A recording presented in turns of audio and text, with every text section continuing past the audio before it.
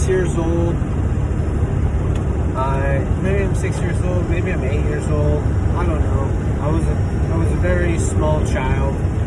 It's one of the earlier memories of my life. But I'm sitting on my grandpa's living room floor watching the San Francisco 49ers, my favorite team, just beat the shit out of the San Diego Chargers. Like, just enjoy, start to finish, winning the Super Bowl. It was so much fun. So much fun. And I remember thinking as a kid, that would be really cool to go to the Super Bowl. To actually go to the Super Bowl. And it'd be even cooler to watch your team playing it. And I thought it was such a really cool idea at, I think I was probably 8 actually, but as a child I was like, man, that'd be really cool to do. I really want to do that. And so, you know, a seed was kind of planted in that moment. Fast forward, fuck, who knows how many years, really, I don't even know. But it was last year where the 49ers were playing the Kansas City Chiefs in the Super Bowl in Miami. And my little 8-year-old brain kicked on and was like, yo, dude, you owe us this dream. Like, you owe this to us. Where the fuck you at? And my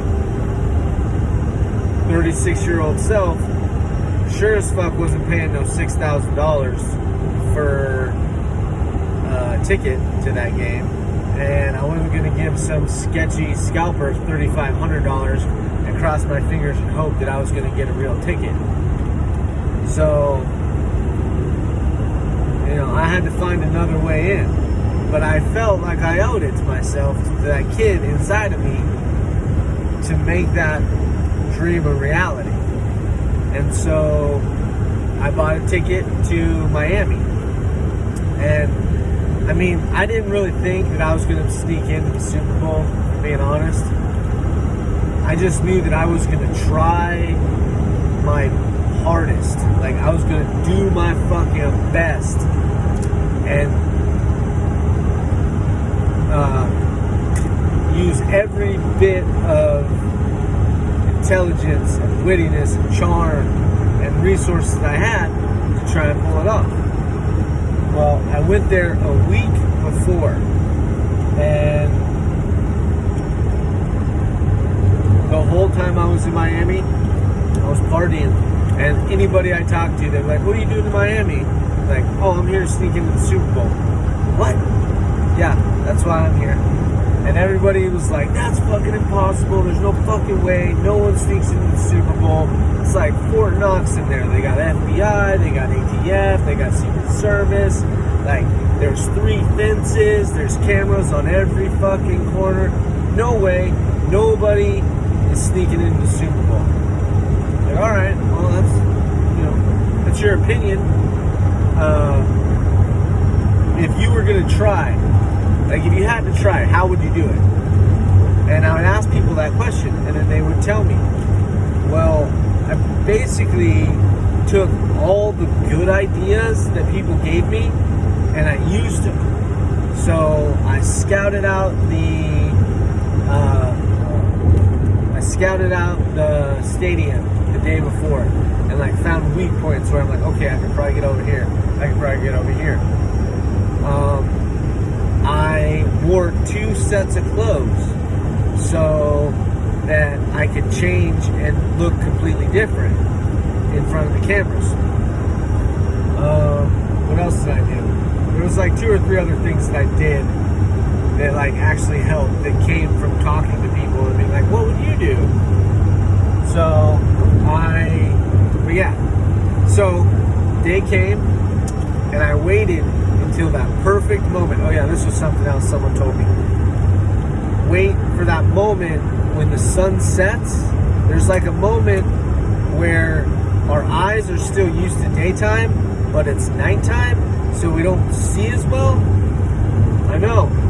That's some really fucking intelligent shit, because that's what I did. I waited for that fucking moment, and when that moment came, I was at the point of weakness that I had fucking found, and fucking jumped over the first fence, cut my arm up. I still got a scar, fucking ripped my fucking pants, but I went over the first fence. And the way they had it set up, there was 2 fences right out of the gate. So you go over the first fence, and the first fence you can't see through. Like, it blocks everything on the inside from the outside, so no one from the outside can see in. The second fence, which is literally 3 feet away from the first fence, is see-through. So everybody on the inside of the stadium can see through the fence to the other fence. So it's like, as soon as you jump over the fence, everybody saw you jump over the fence. Like, anyone can see you. It's blatant obvious someone jumped the fence. So I went over at that like dusk moment, jumped the first fence, cut my arm up, cut my fucking pants up, hit the ground, immediately jumped over the second fence. Now once I was over the second fence, I dove under a broadcasting trailer, crawled under this broadcasting trailer, and I changed my clothes. So the cameras all saw some dude with a shaved head, fucking, and a white, big baggy white or red t-shirt go over the fences. But they never saw him come out from underneath the broadcasting trailer, because the person who came out from underneath the broadcasting trailer was wearing a fucking damn near 3-piece suit with a fucking Irish hat on, and like looked completely different than the guy who went under it. So changed my clothes, and then I walked around that place like I was the most important person in the entire world. Like, I used all of my confidence and all of my fucking presence, and I just walked around like I was the owner of the NFL. And if you were going to question me, there was going to be repercussions.